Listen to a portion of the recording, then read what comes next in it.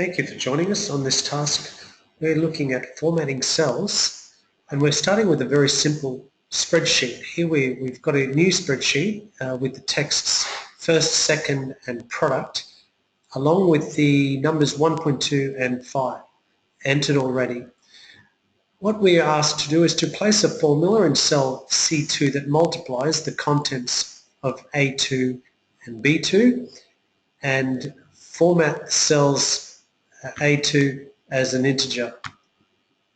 Just change that letter.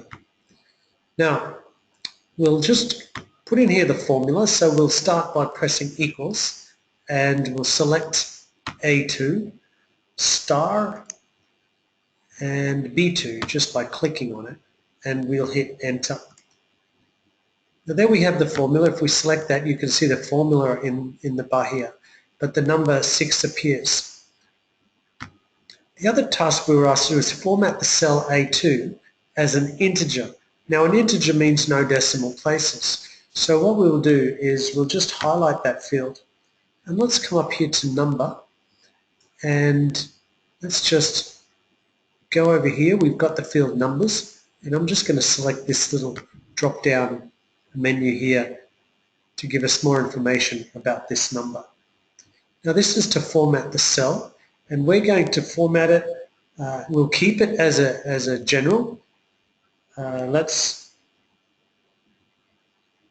move down because general doesn't give us the decimal places.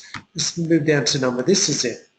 Now by selecting number, we can adjust the decimal places. So if I drop this down to say 0 decimal places, let's see what happens. 0 decimal places, and we now have the number presented as 1. Notice it's presented here as 1, but up here it's actually the number 1.2, but all we can see is the number 1. Now 1 times 5 does not equal 6, but 6 is in fact the product of the numbers in A2 and B2.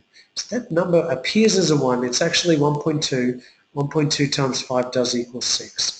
So that is formatting cells. That's our task, and thank you for joining us. The next task, we're going to look a little bit more about decimal points and also have a look at some, say, percentages and currencies.